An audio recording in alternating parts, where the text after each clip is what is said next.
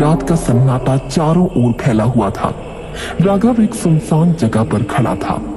उसकी चारों ओर अजीब सी धुंध छाई हुई थी। हवा में एक भयावह सन्नाटा और सहरम थी।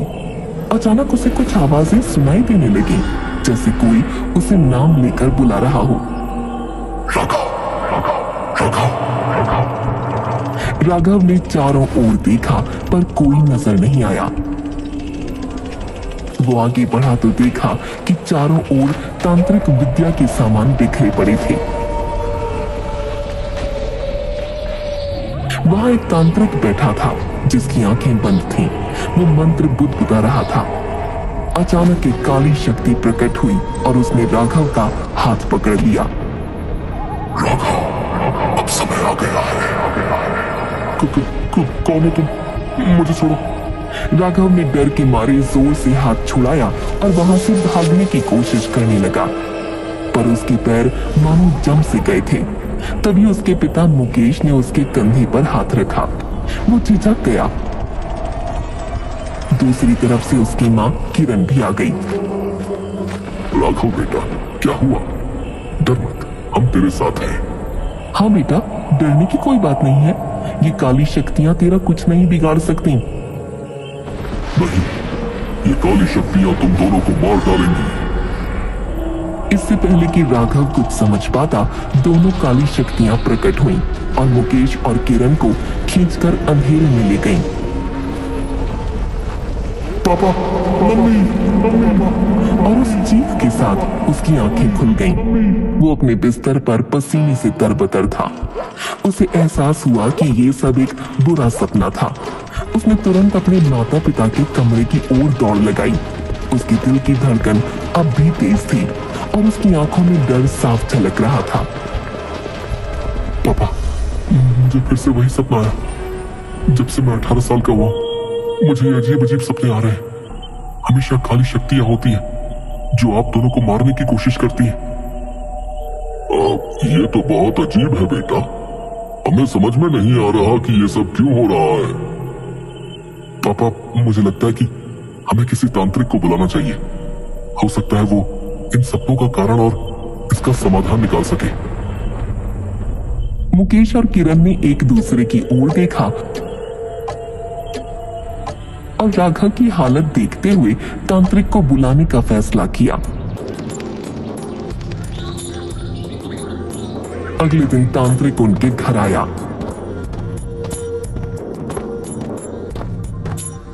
राघव ने उसे देखते ही पहचान लिया। ये वही तांत्रिक था जो उसे सपने में दिखाई देता था। राघव का चेहरा डर से पीला पड़ गया।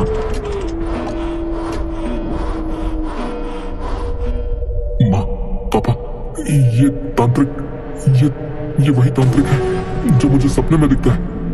मतलब जो सपने में हो रहा है वो सब सच है। हे भगवान, इसका मतलब आप लोग सचमुच खतरे में हैं। वो काली शक्तियां आप लोगों को मार डालेंगी। बेटा घबराओ मत, ये सब सपने हैं। हमें बाबा से बात करने दो। हाँ बेटा, पहले इनकी बात सुन लो।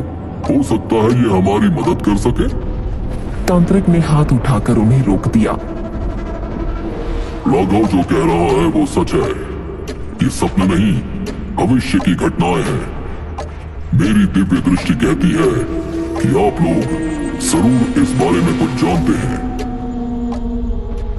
अब हाँ, असल में हमारा एक फार्म हाउस है जिसे हमने राघव की पैदाइश पर खरीदा था, लेकिन वहां कुछ काली शक्तियां थीं और उसी चक्कर में हमें वो फार्म हाउस छोड़ना पड़ा। लगता है ये उसी का असर है। अच्छा, तो उनसे बचने के लिए एक विशेष पूजा करनी होगी। तो पूजा करिए बाबा, जल्दी करिए। तांत्रिक ने पूजा की और मंत्र पढ़ते हुए राघव के हाथ में एक काला धागा बांध दिया।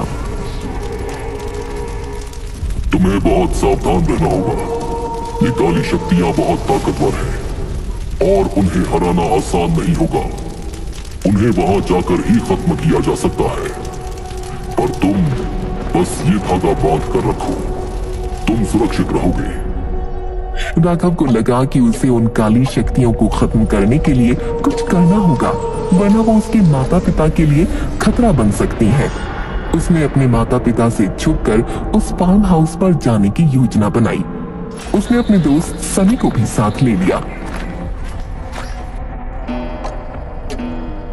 सनी, मुझे तुम्हारी मदद चाहिए। हमें उस फार्म हाउस पर जाना होगा। ठीक है राघव, मैं तुम्हारे साथ चलूंगा। शानू, जो उनके माली का बेटा था, उसने उन्हें घर से निकलते हुए देख लिया और उनके साथ चलने का फैसला किया। राघव भैया, मैं भी आपके साथ चलूंगा। आप लोग अकेले नहीं जा सकते। ठीक है, चलो। तीनों फार्म हाउस पहुंचे। वहां पहुंचते ही अजीब सी घटनाएं शुरू हो गईं।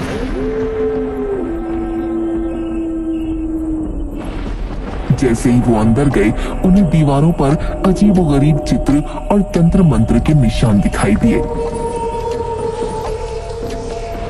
राघव, यहाँ का माहौल बहुत डरावना है यार। हमें सचमुच सावधान रहना होगा। हाँ यार सनी, हमें मिलकर इन काली शक्तियों का सामना करना होगा।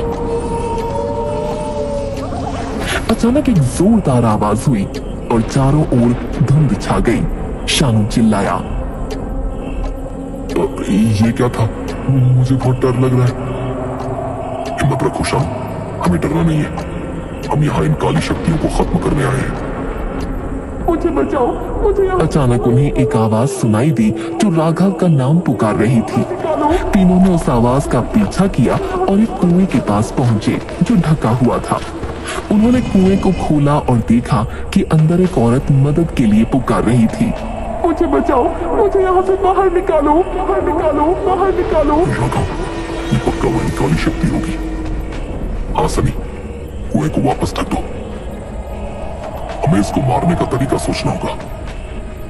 वो तीनों कुएं को ढकने की कोशिश करते हैं, पर इतनी देर में वो काली शक्ति बाहर आ जाती है। तीनों भागना शुरू करते हैं। शानू एक कमरे में घुस जाता है और कमरा अपने आप बंद हो जाता है। वो बुरी तरह चिल्लाने लगता है, बचाओ, बचाओ, राघव, सनी, मैं यहाँ फंस गया हूँ। थोड़ी देर बाद उस कमरे का दरवाजा अपने आप खुल जाता है। वो बाहर आता है तो देखता है कि राघव और सनी मंत्र पढ़ते हुए एक कोने में गंगा जल छिड़क रहे हैं। ये क्या हो रहा है? हमने काली शक्तियों को खत्म कर दिया। बाबा के दिए हुए इस धागे ने हमारी सुरक्षा की और गंगा जल ने इसको खत्म कर दिया।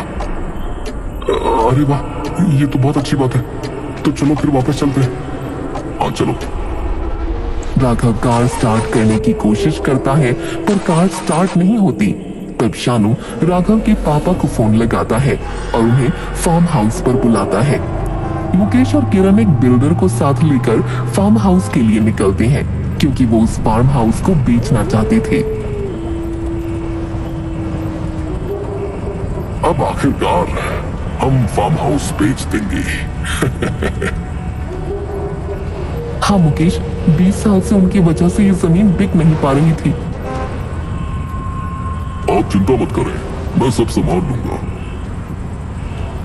रास्ते में अचानक उनकी कार खराब हो जाती है। वो तीनों कार से उतरे और उसे ठीक करने में जुट गए। कुछ देर की कोशिश के बाद कार ठीक हो गई, लेकिन बिल्डर अचानक गायब हो गया। अरे बिल्डर साहब कहाँ गए? अरे यही कहीं होंगे, चलो ढूंढते हैं। मुकेश और किरण ने बिल्डर को ढूंढना शुरू किया। कुछ देर बाद बिल्डर अचानक प्रकट हो गया। मुझे माफ करिए, मैं पानी ढूंढने चला गया था। पानी तो कार में रखा है। अरे मैं तो भूल ही गया था।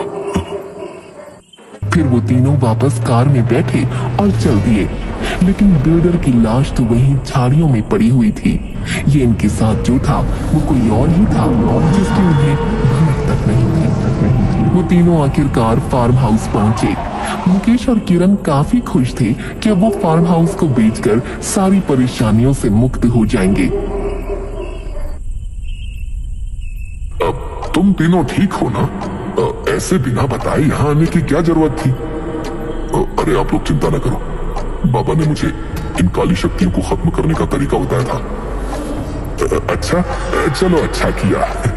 जीना हराम किया हुआ था उन काली शक्तियों ने।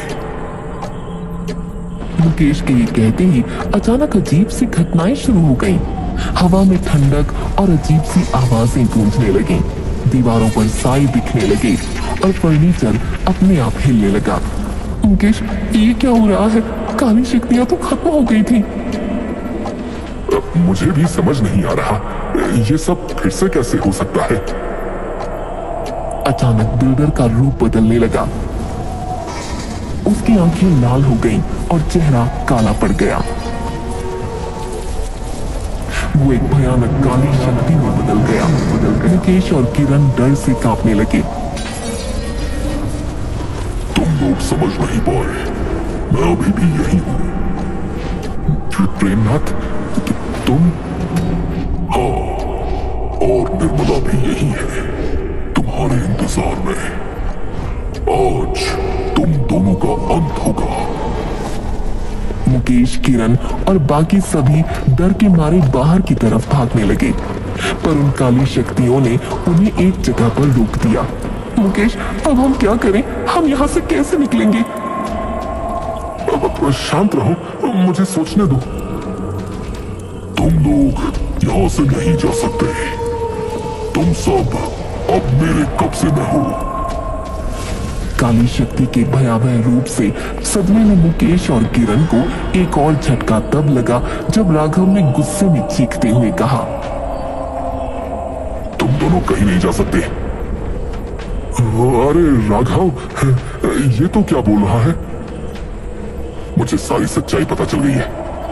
बाबा ने मुझे चुपके से बताया था कि आप लोगों ने कुछ गड़बड़ की है, और बाकी सब मुझे यहां आकर पता चला कि ये काली शक्तियां कोई और नहीं बल्कि मेरे असली माता पिता हैं, जिन्हें आप दोनों ने प्रॉपर्टी के लिए मार डाला था।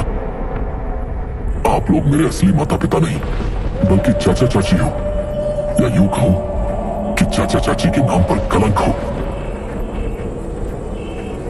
राघव की बात सुनकर मुकेश और किरण का चेहरा पीला पड़ गया। वो उसे समझाने की कोशिश करने लगे। राघव, तुम्हें गलत फहमी हो रही है। हमें छोड़ दो, हमने कुछ गलत नहीं किया। हाँ राघव, तुम हमारी बात समझने की कोशिश करो। राघव ने उनकी बातों पर ध्यान नहीं दिया और बोला, मुझे पता था कि शानू आपका चमचा है, इसलिए मैं उसे लेकर आया और उसे ऐसा दिखाया कि काली शक्तियां खत्म हो गई हैं, ताकि वो आपको बताए और आप यहां भागे चले आओ। राघव के खुलासे के बाद दोनों काली शक्तियों ने अपना असली रूप प्रकट कर मुकेश और किरण को घेर लिया। तुम दोनों ने हमारे बेटे को हमसे छीन लिया और हमें मार डाला। अब हम तुम्हारा वो हश्र करेंगे कि तुम ना इस दुनिया के रहोगे ना उस दुनिया के। तुमने एक बच्चे से उसके माँ बाप और माँ बाप से उसका बच्चा छीना, इसकी सजा तुम्हें जरूर मिलेगी। मुकेश और किरण दर्द और डर में चिल्लाने लगे। काली शक्तियों ने उन्हें मारना शुरू कर दिया। जब मुकेश और किरण मरने वाले थे तब राघव ने कहा, माँ पापा, प्लीज इन्हें छोड़ दीजिए।